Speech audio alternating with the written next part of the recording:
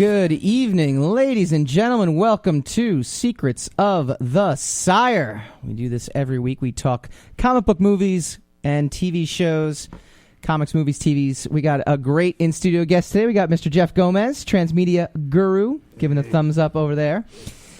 We've also got my trusty co-host, Hassan Godwin. Esteemed. Oh, steamed. Esteemed, sir. You don't like trusty? No. Okay. Esteemed is way better. My trusty co-host, Hassan Godwin. We'll talk. We're gonna renegotiate. In the background, we got our regular followers as well. Jersey Jedi just logged on. We've got a spot of Premier Stark. We missed you. We haven't seen you in a while. And we got Fecal Leone, who again hopes that the station burns down. Hope the mic explodes in your face from your coffee breath. Ha! I drink tea. You got him. Got him. That's the last we'll hear from him. You take that. Spot of Premier Stark said, "Go Pats, I'm back." If you want to join the conversation, they're actually tuning in via Periscope, but we're also live on Facebook as well, facebook.com/Secrets of the Sire, and on Periscope it's at Michael_Dolce. So a lot of you, a lot of. This is true, actually. I am very esteemed. Actually. I think what the show needs is less you. That's what I think. I can't actually argue with that. Of course, because that would make you an egomaniac. Ooh, wow! You even managed to disable my self-deprecating response. I win. You do win. You do win. You do Settle win. down, boys. Settle down. Oh, sorry. This is the kind of camaraderie that's grown our legion of followers to 3 or 4 people. So we're doing good.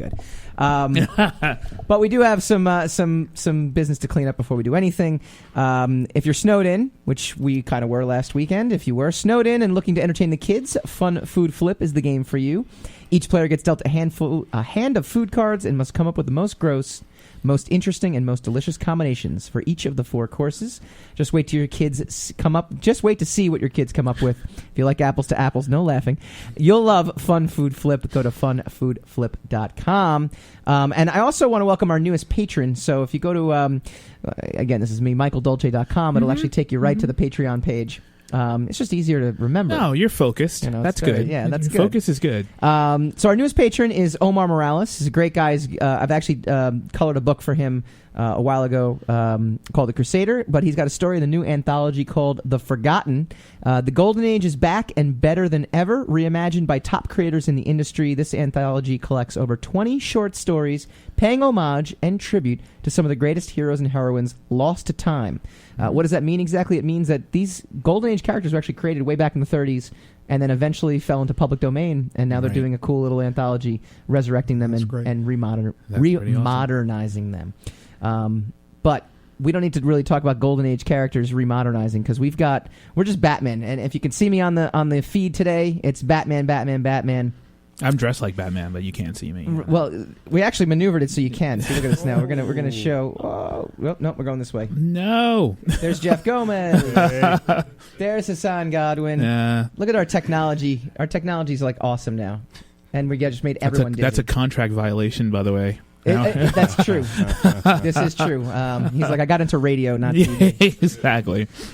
So, for anybody who hasn't heard Jeff before, Jeff's been on the show twice before. This marks 3. You're now the winner. Oh, come on. You are. You're.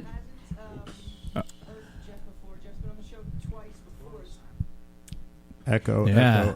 I am now on my own show. That was we had a temporal shift. Did we? Yeah, yeah. Right? It's like, right. It's a temporal earthquake. That was exciting. Around me sometimes. It's a force of nature. And yeah, so you actually, you're like the winner. We were going to get you something, but Where is it? But I literally just thought of it right now, and I was like, we probably should have gotten you something. I was gonna blow up your spot and say, hey, you never talked to me about that. Well, that's because I literally just came up with it right now. You so did it to yourself. Well, when the 4P comes, we'll do something. We'll do something for that as well too. But for our audience that may not know, Jeff, you are what I like to call a transmedia guru. What is transmedia and what does guru mean? I'm a producer, so I use a technique called transmedia storytelling to develop big intellectual properties to the point where they can be comic books, video games, movies, television shows, podcasts, anything. So kind of like the Lego movie Batman, where a good example, right, is where you have two franchises that are kind of completely mashed up and become the number one movie in the world. Lego Batman is a transmedia expression of the Batman. There you go. There you go. Now, we were going to talk, and we are going to talk, about whether Lego movie Batman puts the rest of the DC universe to shame, whether it's the best Batman movie, because some people are arguing it is. Some people are arguing at the very least it's the best Batman plot, and we will argue all of that. But first... Best Batman movie's hard. Best Batman plot, not that hard. Okay. So, all right. Because the plots haven't been that intricate. We're going to talk about that in a second, but the first thing that came up was a nugget that Hassan tossed my way. Report... Ben Affleck doesn't want to be Batman anymore. It's all in the hypotheticals, but yeah, that like I said before, this kind of deflates my platform. A couple of weeks ago, where I said it was not going to be such a big deal. I tried to calm the room, saying that at least he still wants to be Batman. Right. And, well, now according to Collider, the actor, writer, director is wanting to leave DC Films entirely, exiting as Batman, citing 3 sources connected to, quote unquote, connected to what's going on at Warner Brothers. The show host of Collider, John Campea, stated Affleck is in talks with the studio to quit the project. Oh, man. Ben Affleck, make no mistake, he does want out. He doesn't want to be Batman anymore. I've been told Ben Affleck is talking with Warner Brothers in an attempt to get out of being Batman. And if they do not let him out of being Batman, the standalone Batman film will be the last time we see Ben Affleck as Batman. Well, at least we'll get it. I mean... But is that good? No. Is that good? Well, the fact that the guy doesn't want to do it anymore, right? And the fact that it means that if we even get another Batman movie with him in it, it'll be the last one. None of those scenarios are good, right? However, to my surprise, many people unanimously. Well, it can't be unanimous if it's only many, but sure. But many people have said that his Batman is their favorite. I'm one of them. I don't understand you guys. I thought his Batman was. I think he needed Weight Watchers, but personally, no. But I enjoyed it. But my problem with Ben Affleck, he's always Ben Affleck. Yeah. So even that was Ben Affleck in the Batman that's suit. what made his performance to me so exciting, right? I actually didn't look at him like Ben Affleck, and halfway through, I'm like, wow, he's really good at not being Ben Affleck in this movie. He's being Bruce Wayne. I feel like that's a good thing. So, Jeff, we were talking in the green room about the dysfunction of Warner Brothers, and the question that Hassan and I kept posing to each other. Is it sad Affleck? Is it internal Affleck that's making him want to leave? Like he had poor reviews for Batman v Superman. Live by Night hasn't really run. Got a little panned and didn't do very well either. So is that why he's stepping out, or is it because there's something greater going on at Warner Brothers? It's not. There's something.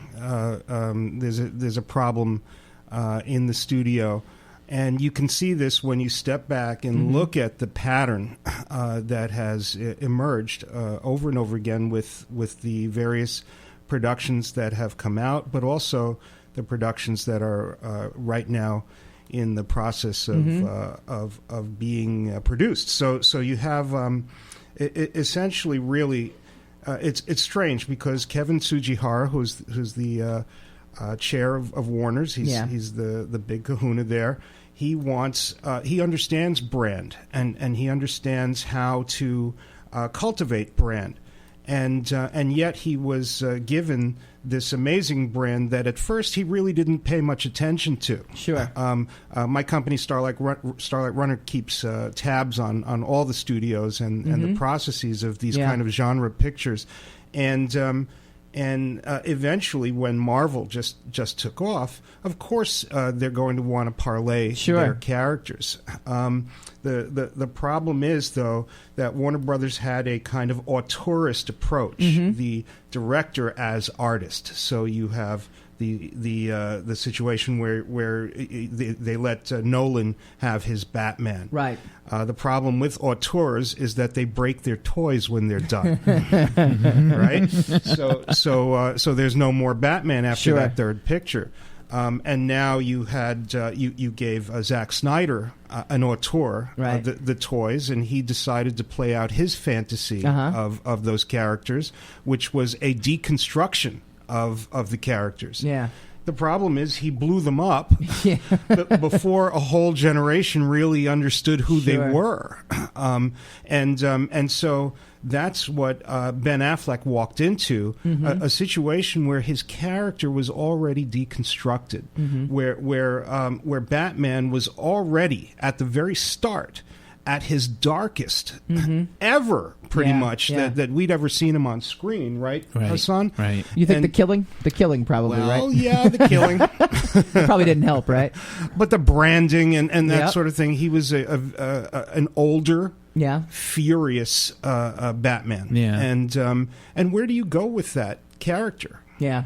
Okay, so when you don't have a franchise visionary, someone who truly understands what the big picture is and how it's going to unfold over the course of years, you as an actor and a director, you feel a little bit insecure. Sure. And that's been the problem without somebody to make Ben Affleck feel secure. Well, I'm telling you, that's a serious issue. Then he's sad flex. Then he's sad. Yeah. So we actually talked about that in the green room too. Like, DC is supposed to be the host, like the house for, come, you do your artistic vision, and then they kind of see what's going on with Marvel, and they say, but also kind of do this too. And there's a lot of meddling and middle, messing around that kind of goes on. So definitely something to watch. And what's going to make matters worse, and when we come back, we're going to talk about it a little bit, is there was a Batman movie that just came out that was pretty freaking amazing. Absolutely. So even more pressure to live up to.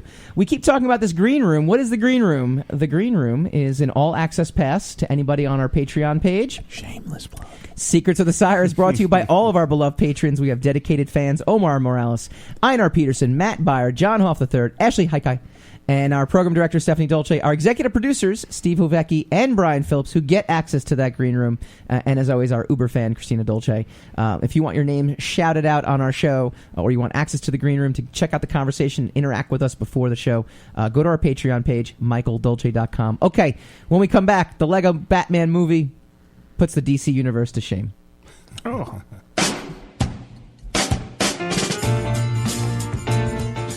You're listening to the Talking Alternative Network.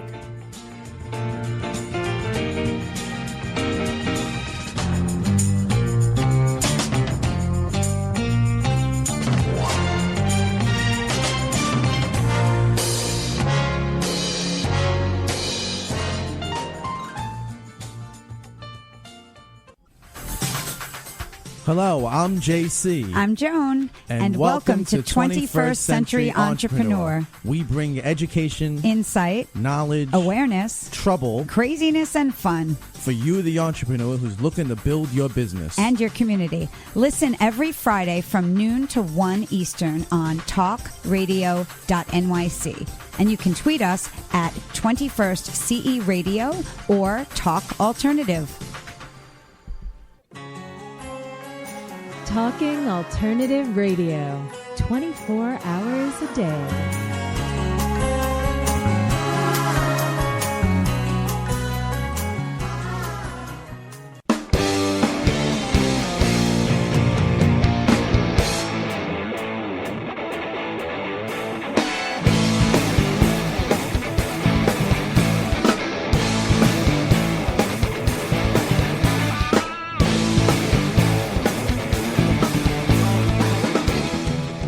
Welcome back to Secrets of the Sire. We do this every week. We talk comic book movies and TV shows, anything comic book related. Jeff, I don't know if you know that, but that is actually Hassan on bass No. in that music. Yeah. By the way, We need a new band. yeah, I know, We I need know, a new I know. Awesome. This camaraderie that Hassan and I have dates back to It goes- our music days. It goes back a little ways. It goes back. And our It work wasn't days. when you were interns at Valiant Comics stealing my Magic the Gathering cards. That's a Hassan thing. I was a wizard guy, yeah. so it definitely worked out pretty good. All right, well, we were talking about Ben Affleck. Baffleck. Stepping down, sad fleck. Baffleck. Sad fleck, yeah. Yeah, I know, right? Stepping down, and maybe one of the reasons, besides the dysfunction behind the scenes at Warner Brothers, is the fact that there's a lot of pressure now, and I think Ben Affleck doesn't really like it. Well, that pressure was just doubly added now, where we had a fantastic movie, a fantastic Batman, movie. Was it fantastic? I think it was a spectacular. It's spectacular. And how many superlatives and can esteemed. we fit in one It was an sentence? esteemed. Oh, okay. More adjectives. More adjectives. An esteemed movie. But no, Lego Batman took number one at the box office. My first question, and I threw that out on social media, was anybody really surprised it was going to take number one? Not really. Right? I mean, like it's in a market all by itself. And there are no kids movies out at the moment. Sure, there's that too. It's dominating right now. I think also, if you think about it too, right? I mean, I feel like even a bad animated movie is so much better than a regular movie. Sometimes that it's going to naturally just. Even though I'm not a huge fan of the Pixar phenomenon. No, how come? That's a long story. We got a guest. We don't want to talk like that. Wow. But I think they're a little saccharine, and they're kind of samey, even though they're all visually different and visually amazing. They're kind of it's kind of the same moral tale told over and over and again. Yeah. And if you're unfortunately not 100% interested in the visual, sure, then then it's just not a worthwhile experience. So what we have right now, opinion. Well, I think it's a very valid opinion. Sometimes, no, but so, of course. I mean, there are people writing now about how this could be like this puts the rest of the DC universe to shame. Forbes wrote, "As much as I enjoyed the Lego Movie, I think Batman is the funnier and better paced of the two. It's also better than any of the DC attempts at live action superhero films." So, Jeff, I ask you the question: how is it that?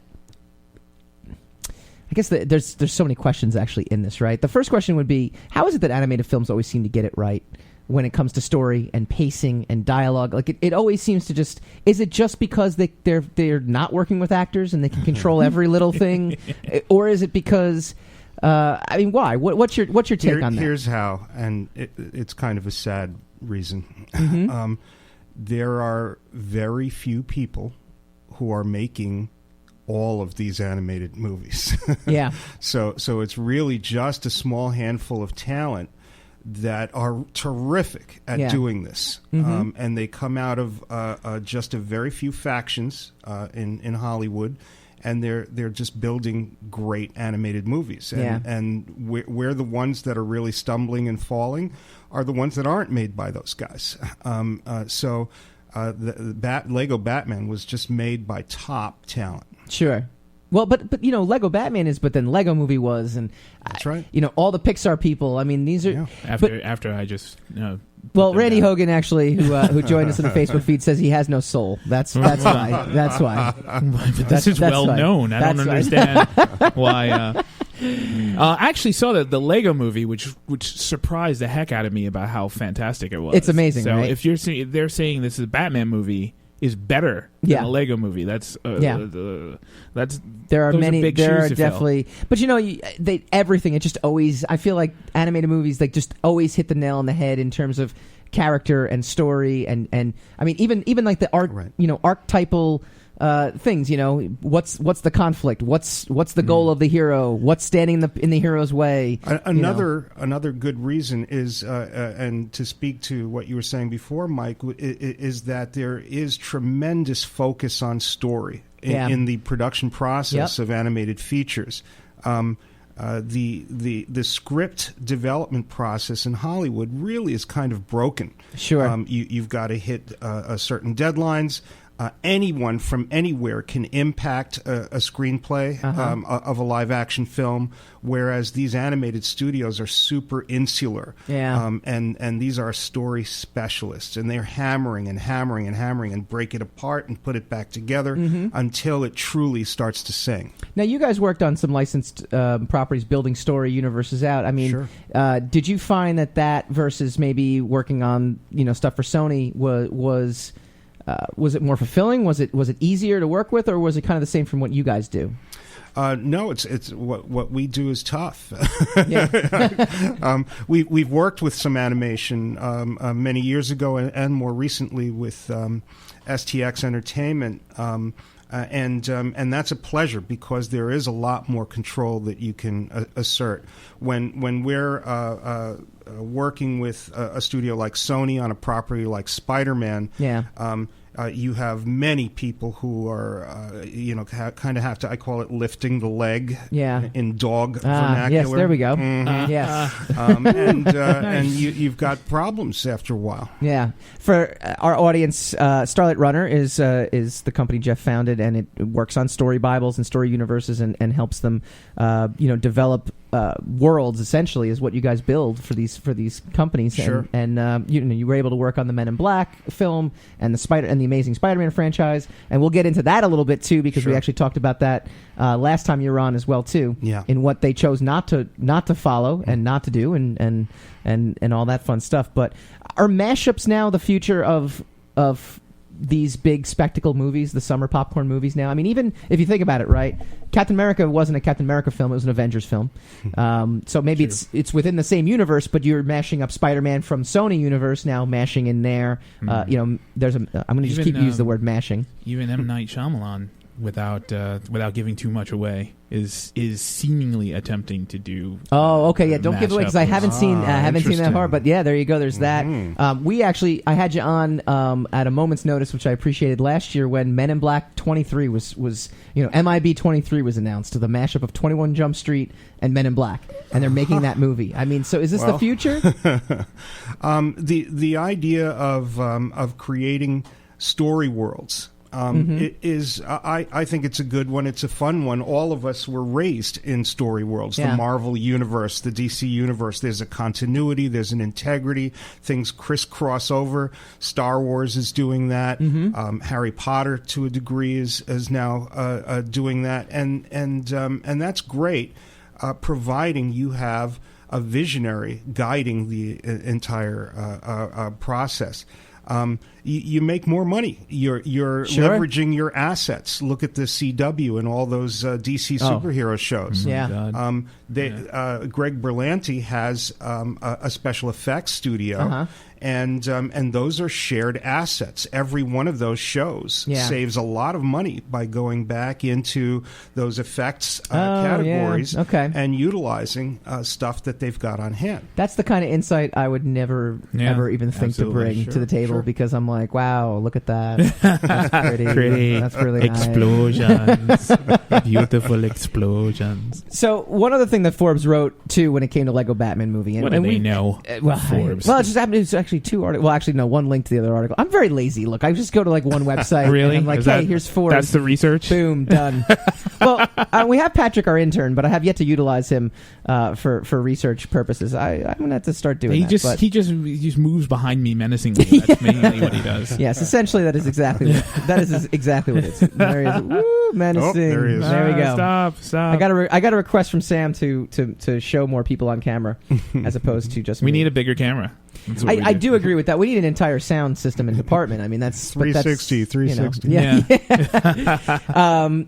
One of the things that they wrote, though, which was interesting, though, and it was Lego Batman movie actually has the best Batman movie storyline in history. Something struck me as I watched the film. Yes, it's funny, but at its core, stripping aside the comedy and some of the Lego-specific elements to it, this actually has what I consider to be the best Batman storyline ever put to film. Not the best movie, per se. No. But the best specific plot in my eyes. Let me talk to you a little bit about the theme that was used and the reason why I think so many people are responding to it. It is actually the answer. This movie is the answer to all of those other Batman films, particularly the ones over the past decade, because it's saying that without any connection, this character is crazy. And he will go more and more out of his mind. Without anything to do. We're spoiler free here, by the way.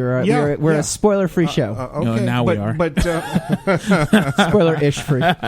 Connection, which is a theme that you see over and over again in animated features, is the salvation of any great heroic character, particularly a dark one. Yeah. It keeps him from going over the edge.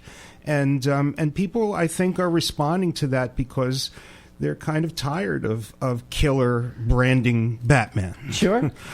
Well, I mean, you actually, that's an interesting way to put it, right? Killer branding Batman. Well, I will I will kind of say that the what is basically seen as probably the best or the most high end production of Batman, which is the Nolan Batman. Sure. Which Yeah. I've got serious issues with.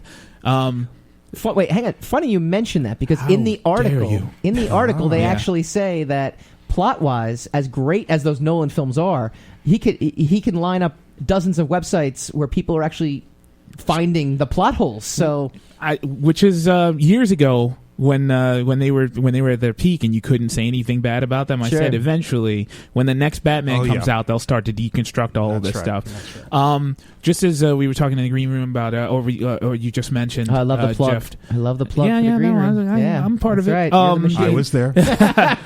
Just as you mentioned that Zack Snyder was deconstructing Superman and eventually Batman, Nolan's Batman is a very strong deconstruction of just the mythology of what's surrounded by Batman, and it's very jarring because it was pretty unexpected. Sure. Also, what's his name who played Batman in the Nolan movies? Christian Bale. Christian Bale didn't seem insane. You know, Right. He seemed Right. moody. You know, he was a Right. little angry, and he Mhm. was trendy. He was crafty with his devices. Sure. But he didn't seem like this was a pathology of his. Right. And he didn't really seem to have to earn the Batman thing because he kind of just went to Morgan Freeman and said, "Hey, what do you got? I got to be Batman tomorrow. What do you got?" So, Which is how the wealthy would do it. right. But I mean, Scrooge McDuck works smarter, not harder. there's so many things that actually work really well in those movies, Mhm. but the main thing, the Batman, was the thing that I thought worked the least in those movies, which made it very hard for me to get on board with those films. So if you're saying, I mean, I can understand this Lego movie probably getting it. It probably strips everything down because he's probably Batman in this Lego Right. movie, and he's not Batman in the Dark Knight movies. Very good point. Very good point. All right, when we come back, I want to ask our audience. We have a lot of people on social media right now, and I kind of polled them earlier in the week too. What do you think is the best Batman plot out of all the Batman movies that have come? And we're also going to talk a little. We're going to talk a little Legion because Legion is another. Look at all these great examples of just building story universes worlds. and Transmedia. It's as if they knew we had a show. When we come back. Okay. You're listening to the Talking Alternative Network.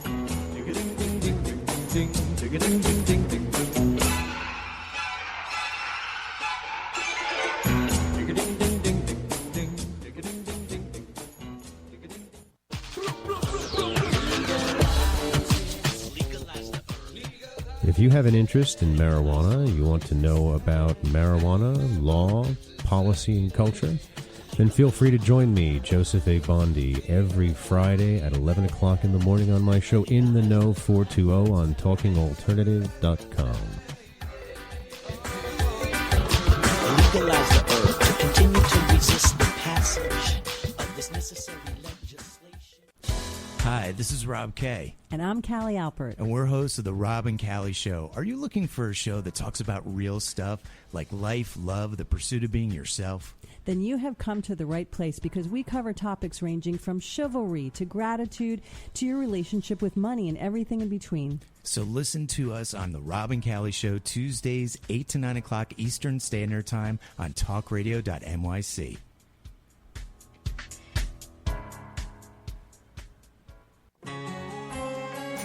Talking Alternative Radio, 24 hours a day.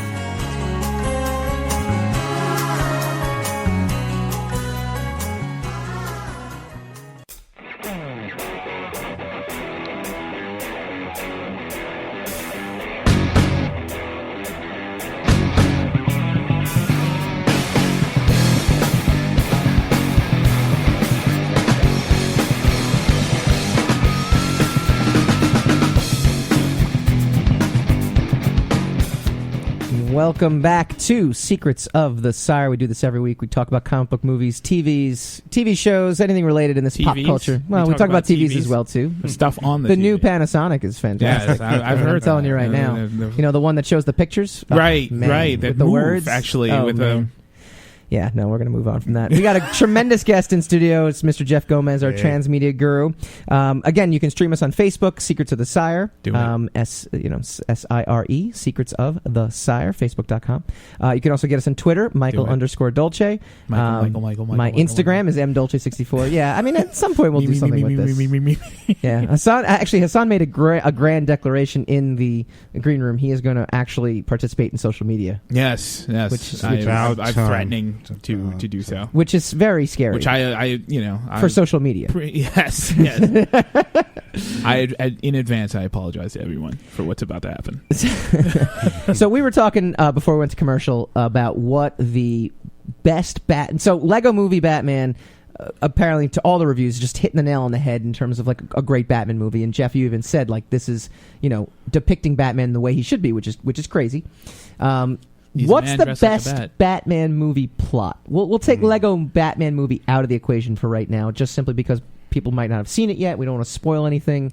Hint: the Joker's in it, but if you had to pick again, now this is different than what's the best Batman movie, because I mean that could be then you have things like cinematography, you have the actual visual special effects, you have the acting, you have the directing, you have all this other stuff that can go into it. Just based on plot, what's the best one in your opinion? Gosh, to me, all around, and as close to a masterpiece as you can get, is the Nolan second Batman film, which is called The Dark Knight. The Dark Knight. Now, which was a dark night for me. When I saw agree it. With Hassan. I agree with Hassan that Nolan has a dreamlike sense of plot. Don't think of it that way. you if you concretize, it's going to fall apart on you. But with regard to an expression for the decade in which the film was made, there is a powerful resonance. The Dark Knight is 9/11, and is our sense of doing whatever it takes to assert control over pure chaos, over these entities that can enter our lives and disrupt not something overseas, but something in our own city.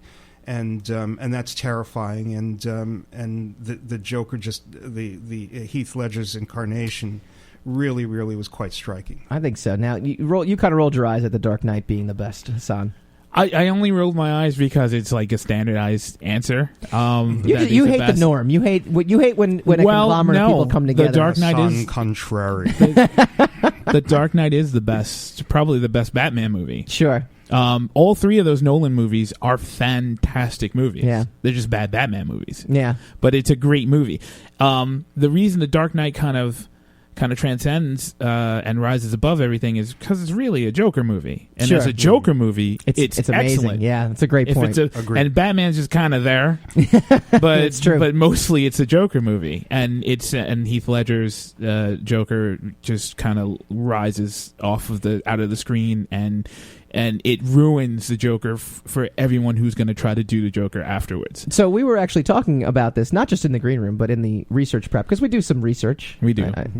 I can see the air quotes that I'm putting up. Yes. On the yeah. Damn I know. I thought this was radio. Next time, out of camera shot. Yeah, out of camera.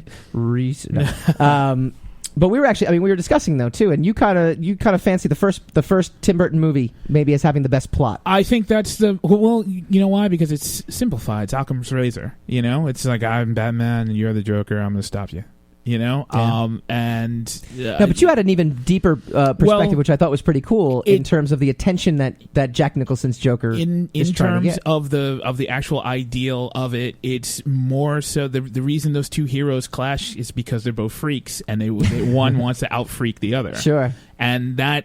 The Tim Burton Batman is really the first showcase, the first widespread acknowledgement that Batman is just as insane as the Joker. Sure. You know, and the reason that, and they're basically the yin to the other's yang. I prefer to think of it as the Ouroboros. It's the snake eating its tail. They invented each other. Yeah. Well, that's why we have you on the show, because I would never even. I can't even pronounce the word you just used. I thought he said Aurora Borealis. Yeah, it was like, really? Which was There are the, lights? like, I the saw northern no lights. What the?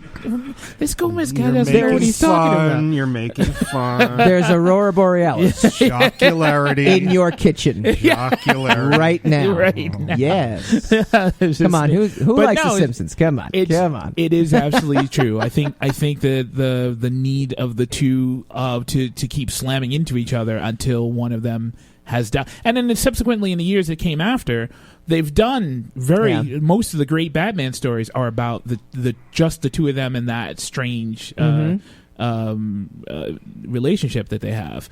One of the greatest of the animated series is when it was speculated that Batman had died. That one of these some low rent criminal had killed Batman, and he was going around saying he's killed the Batman. Sure. And the Joker put him on trial. The Joker was furious about That's great. having killed Batman. It was wonderful. So that's why I like the Tim Burton one the best. That's my favorite. I do think that The Dark Knight is a better movie, and I think it is because there are a lot of layers. There's a lot of nuance in it. Most of these movies, most superhero movies, are very cookie cutter. Yeah, and they don't have a lot of depth, and they don't have a lot of gray areas, but The Dark Knight is very strong. We were talking offline, off camera, off radio, whatever you want to say. Though, in doing this too, there is a huge cult following for that second Batman movie with Danny DeVito and Michelle Pfeiffer, though. Yes, which fascinates me now because probably mostly because of Michelle Pfeiffer. I probably would think. Wait, you don't in think this we are unanimous. She's the best Catwoman, right? I mean, like hands down, we can. Yeah, we're just gonna give it that. Unless Julie Newmar. Hey, Julie Newmar. That's a completely different category, though. You're getting into a whole different. We have transitioned into something completely different. Although Hathaway is the only thing that was, in my opinion, that's really good about Dark Knight Rises, because I liked Hardy's Bane. There are volumes, there are dictionaries full of things that are wrong with Dark Knight Rises. Now, guys, from a world building perspective, and here is to step back again and look at the behavior of the studio and the decisions the creative decisions that are being made. Wouldn't it have been awesome if they used Suicide Squad to have elevated the Joker into a new stratosphere of power, influence, and menace? If the Joker, by himself, could have very nearly beaten the entire Suicide Squad, that would be an amazing opponent to then pit against Affleck's Batman, Ben Affleck's Batman, or whatever Batman's going to be next. You're right. No, but absolutely. Yeah. Well, it's the same. Instead problem. they cut his scenes. It's the same. It's not understanding stories. It's the same problem they had with the Man of Steel when they had Superman's father beat the main villain first 15 minutes into the film. Right. And you have Zod. This guy is supposed to be the menace for the entire film, and he's already neutered in the first 15 minutes of the and why would you do that? You know, or the same thing. The argument I have about The Force Awakens, but we're not going to get into that. Now we're cooking. Yeah, let's not even. Yeah. I have a quick Tom Hardy question. Does anybody know what he actually looks like? Like in real life? Like I've been watching The Revenant. I have no idea what he looks like. There are rumors that he's got the Bane outfit. He's in a new TV show, right? Taboo. In which case you could not tell what he looks like because he's covered in filth. I think he's a black guy, right? I think he is too. He's the Dark Knight. Oh, he's very honored. He's very honored in my community. Look, he's a great actor, and that's all that counts. Yes, that's. I don't think he exists. You can't really. I think the closest like, to Tom to his actual self is Star Trek Nemesis. That's the closest you're going to get to actually seeing kind of what he looks like. Yeah, with a bald head. That's the closest you get. That's it. That's Tom Hardy. Okay. Closest. All right. Well, speaking of world building, which was great too, Legion just came out. We're going to switch gears a little bit. We'll go from a little DC talk to some Fox Studio marvels. You know, just to clarify. But real quick, I had a question for you, Jeff. Yeah. I look at the executive producer. I mean, it's the who's who of Marvel Studios. How involved are they in Legion? That's very interesting. There is a stronger influence on the part of Marvel Studios with what is essentially a 20th Century Fox property, which we know that there's been some tension between these two. But that is because there is almost a détente when it comes to Legion. There's money to be made, and the X-Men ought not to be cast away. We've proven with Deadpool. We're going to, I believe, prove with Wolverine that there's plenty of good mileage and depth and richness to these characters. Well, we were talking about this last week, though. The fact we are astounded the fact that Marvel managed to make, using your Joker analogy, they Jokered up the Inhumans above the X-Men. Like, and how is that even possible? The Avengers too, the Inhumans. Yeah. I mean, all of these people. They've propped these characters that 20 years ago. I mean, we're at the bottom of the diamond. At the diamond sales charts. They are now like, no, I'm a Captain America guy now. I'm an Iron Man guy. What? Like, no, Wolverine is the best there is at what he does. That's it, hands down. That's right. So, of course, there's got to be. First of all, that Captain America movie. Which is kind of the start of a lot of things are possible here, because that was a Captain America movie in a very cynical time, where there's going to be potentially this cleft chin guy waving a flag around, and the way it was done, and the way it was the way the story was constructed, and the way it was executed, where in the middle of the film, I looked at my friends like, this is really good, and at the time, comic book movies weren't really great. You're talking about the 1991 version, right? No. Yes, of course. I'm sorry. Did I not differentiate? Just to that clarify. And Fantastic Four. Right after that one. In the 90s, man. That's when movies were never mind. But we had come off of, speaking of which, we had come off of Fantastic Four. Yeah. With Jessica Alba. She was the best part of it. And we're coming out. We just got Iron Man, and we were all surprised that it was a huge hit. And then they said, okay, we're gonna do the Avengers, we're gonna do Captain America, we're gonna do something, and everyone was like, you're never gonna pull this off.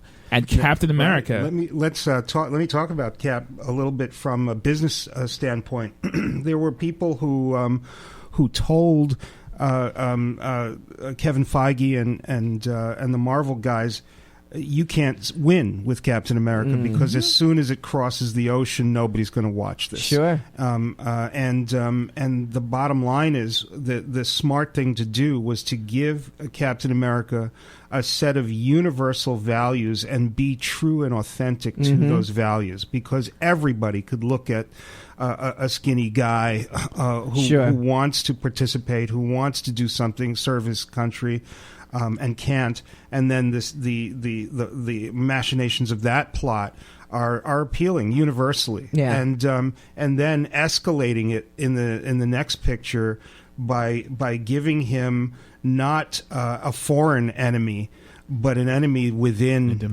domestic enemy. Yeah.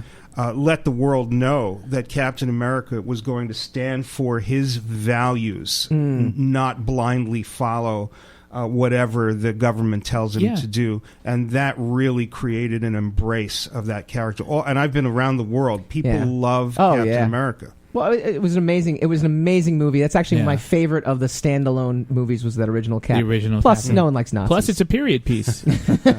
It might as well be an Indiana Jones film. When we come back, I want to pick up on that. We will talk Legion, and we will talk a little Spider-Man. We're going to try to squeeze it all in 15 minutes. But it's interesting. Wonder Woman is now basically doing what Captain America is doing.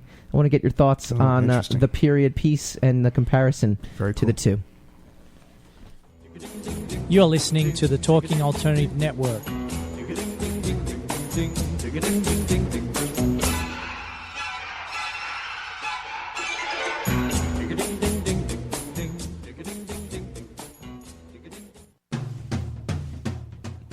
Are you into comics, movies, and pop culture at large? What about music and TV? Then you're in for a treat. This is Michael Dolce, your host on TalkingAlternative.com. I've been professionally writing comic books, screenplays, and music articles for almost 15 years. Catch my show, Secrets of the Sire, at its new primetime slot, Wednesdays, 8 p.m. Eastern Time, and get the inside scoop on the pop culture universe you love to talk about. For more info, go to secretsofthesire.com.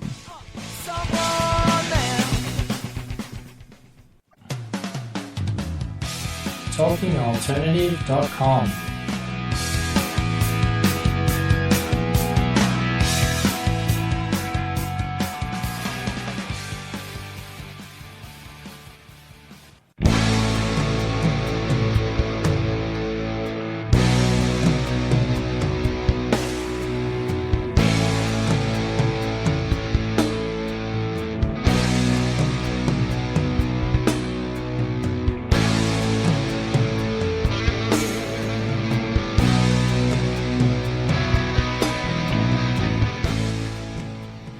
Welcome back to Secrets of the Sire. We just lost our intern who managed to say something very deep and poignant. Right. Off right. camera, off air, and while we're coming into commercial. Menacing the entire time until the end. That's and he was why wise. he's the intern. Right. I mean, at the end of the day, you got to learn these things along the way. He owns the building. We don't know that. Right. Is it undercover boss? Yes. Did I just get exactly. fired? It's gonna be like him here next week. Do I get a severance package? No, we were talking. So we talk comic book movies and TV shows, and we were talking. And welcome back, Espada Primera Stark and Randy Hogan. Thanks for being with us again as well. We're on Facebook. We're on Periscope. We're on talkradio.nyc. It's a call-in show too, by the way, which I always fail to mention, but whatever. So we were talking about the Captain America movie, and something really, really interesting kind of popped into our heads here. It's like, wait a minute now, Captain America worked as a period piece and was kind of like the movie that proved that Marvel could do this. And Jeff, you even said that, overseas they thought, no way is Captain America ever going to fly, but it did. Wonder Woman is coming out this year. It's a period piece. It's kind of the movie that everyone's kind of hoping is going to be the one for DC that kind of works for it. Are they just basically copying what Captain America did? Also a hero with a shield. It's also a hero with a shield. I never actually, I kind of in passing noticed there were similarities, but really analyzing it, is Warner Brothers making the same mistake again? I actually, knowing a little bit about the story and what they're doing on the project, again, my concerns are for a consistency of vision and a narrative drive that speaks to the heart of DC as opposed to a lot of the peripheral aspects of the DC mythology. Sure. So, yes, there are some similarities, although Wonder Woman takes place in the First World War. Not oh, well, Second then it's World completely War. different. It is not completely different. But the chief enemy, I won't give up too much, but is it the Germans? It's a being based in mythology. Okay, this Greco-Roman mythology, and I know that Marvel has the Norse gods, and we're seeing Thor and so forth. But what Marvel did was streamline that aspect of its mythology into the core originality of the Marvel universe. They do that with Doctor Strange too, in a way, right? They do. I mean, they take Absolutely. that and they funnel it into there are aspects of this world, and that's okay. That's correct. But there's this. Yep. In the DC universe, you're going to see Greek gods and so forth, and so you're asking the audience to buy more than a world where there are superheroes. Now there are, and very early in the development of the franchise, now you're going to get this kind of weird mixture of superheroes and gods and so what you're saying is Hassan is the secret villain. He's the Greek, he is the Greek god that is going to come down. There is no secret. That isn't a secret, actually. I can attest. I've been menacing you this entire time. Well, this is very you're just true. ignoring me. This is very well. I was always a Roman guy, not a Greek guy. It's totally different. It's my toga. It's the toga thing. No, last time we had John, we talked about the Amazing Spider-Man and the fact that your company worked with them, but then they chose not to really kind of, I don't even know what the word is, to kind of adhere to the guidelines you kind of outlined for them to make a successful franchise, making sure the character stuck with certain values. Talk to us about, if you can, maybe elaborate on what those were, if you can, and what you think with Spider-Man: Homecoming. Is there going to be a difference? Are we going to, because now it's in the Marvel family, is it streamlined now? Right. There's definitely going to be a significant difference. With the last two, the Andrew Garfield Spider-Man films, you had a director who had a very specific kind of sensibility. There was actually a kind of romantic sensibility to Mark Webb, and you could see that in the two films. The problem is that it made the Andrew Garfield Spider-Man subservient to the people around him, particularly the women, and that made him very emotional. That made him seem out of control for too much of a percentage of each of those movies. In the second film, he gives up for stretches of time. And ultimately he fails. And we warned Sony that those were too many strikes against that character. Obviously, our first instinct was get Spider-Man to the Marvel Cinematic Universe as quickly as humanly possible. But the answer was no for quite a while. Yeah. The film also ends in a funeral. You shouldn't really do. It's a funeral, and then they're digging up aspects of the mythology that only serve to diffuse Spider-Man instead of focus him and put him on the right track. I also thought they made so much of the Rhino in the run up to the film that expectations were dashed at the end of the film with when missiles. he only. I mean, you had Paul Giamatti playing the Rhino. I mean, how awesome would that have been? Reminiscent of maybe Danny DeVito as the Joker. I mean, as the Penguin in a kind of fashion. Could have been. Oh, could have been, right. Yeah. So what it could have been, right. I mean, absolutely. And then you go and see it, and it's a guy in a anime mech suit that looks like a rhino. No. I mean, that's a complete waste of talent there, too. So, sadly. So with Spider-Man Homecoming, obviously there's going to be... we even, you touched upon it before. They streamlined the mythology for Thor. They streamlined Doctor Strange. Are they going to streamline that? And my other question, too, is that is one of the least... That is the biggest movie I should care about, and I don't care about it at all. Homecoming? Yeah, I don't care about it at all. I really think right you're now. going to. I think you're going to see a delightful Spider-Man. You're going to see a Spider-Man that exists squarely within the Marvel universe. If you think back at the comics that you enjoyed, the greatest Spider-Man comics, you're going to see that. I also think he's going to be tested. Which the other, Tobey Maguire and Garfield were not truly tested in terms of their strength, in terms of their perseverance. I mean, bits and pieces, but I would say Spider-Man 2. Well, everyone says Spider-Man 2. Spider-Man That's 2. That's a great movie. It is. Yeah, it really is. It still is. But that's far too much a rarity. We're going to see a much more. Back to basics, a Spider-Man like in the new Peter Parker the Spectacular. I noticed that's right. That was nice. They're advertising back to basics as opposed to the 46,000 Spider-Mans running around the Marvel universe currently. Dan Slott is failing me miserably on that run of Amazing Spider-Man right now, and I loved his initial Amazing Spider-Man. Dan run. is great, and he's a great writer. So I'm not, he's actually just falling short of the expectations he helped create for himself. I feel like, but. Yeah, I agree. They kind of missed the mark with that. Don't forget, there was a lot of challenges, though.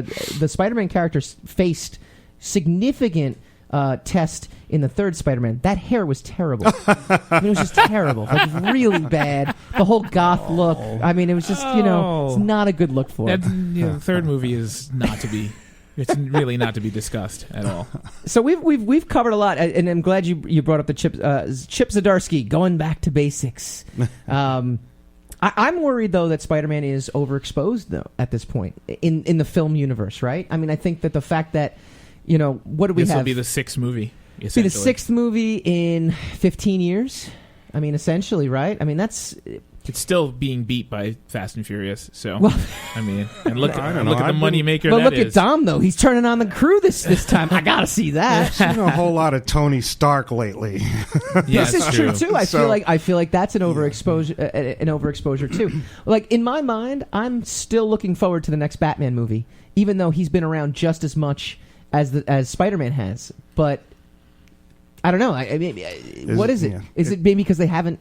No, I can't even say they haven't done a good Batman movie. Nolan killed it with his Batman movies, at least in the sense of being satisfied. And I am looking forward to Justice League. What do you think is going to happen with that? I'm hoping it's fun. You know, I try not to be cynical about Warner Brothers. I'm always pushing for them. I'm rooting for him too. But Aquaman, Vinny Chase, Vinny Chase. Sure. Why not? James Cameron. Well, I want to thank our guest, Jeff Gomez. Jeff, where can people find you on the social media that Hassan is going to? All right, on Twitter, I am at Jeff JEFF _ Gomez. Remember the underscore because the other Jeff Gomez gets really pissed. Yeah, he didn't like that I tagged him in something. No. Just, no good. And just look up Jeff Gomez on Facebook. You'll find me. Awesome. Well, his company, Starlight Runner, he's done a lot of tremendous story building. Next week, we're going to have another writer on. It's from DC, Justin Gray. He's got a new Kickstarter going through Devil's Due. Want to check out some of that stuff. Plus, he's going to tell us the story of how he stalked Joe Quesada into giving him his first break in comics. Fantastic. When we come back next week, Secrets of the Sire.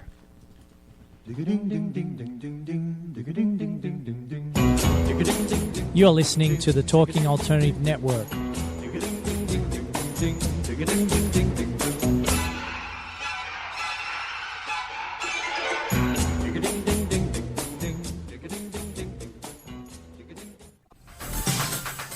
Hello, I'm JC. I'm Joan. And welcome to 21st Century Entrepreneur. We bring education, insight, knowledge, awareness, trouble, craziness, and fun for you, the entrepreneur who's looking to build your business and your community. Listen every Friday from noon to 1 Eastern on talkradio.nyc. And you can tweet us at 21st CE Radio or Talk Alternative. Hey, all you crazy listeners. Looking to boost your business? Why not advertise on Talking Alternative with very reasonable rates? Interested? Simply email at info@talkingalternative.com. Are you into comics, movies, and pop culture at large? What about music and TV? Then you're in for a treat. This is Michael Dolce, your host on talkingalternative.com. I've been professionally writing comic books, screenplays, and music articles for almost 15 years. Catch my show, Secrets of the Sire, at its new primetime slot, Wednesdays, 8 p.m. Eastern Time, and get the inside scoop on the pop culture universe you love to talk about. For more info, go to secretsofthesire.com.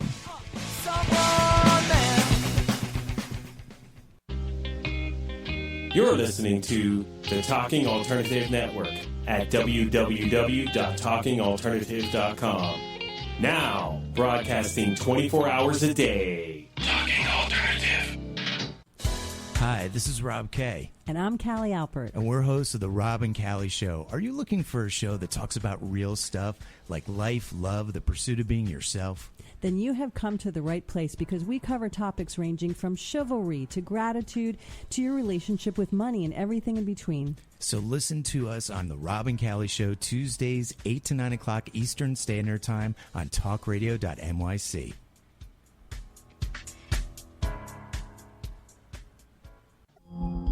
Are you a conscious co-creator? Are you on a quest to raise your vibration and your consciousness? I'm Sam Leibowitz, your conscious consultant, and on my show, The Conscious Consultant Hour, Awakening Humanity, we will touch upon all these topics and more. Listen live at our new time on Thursdays at 12 noon Eastern Time. That's The Conscious Consultant Hour, Awakening Humanity, Thursdays, 12 noon on talkradio.nyc.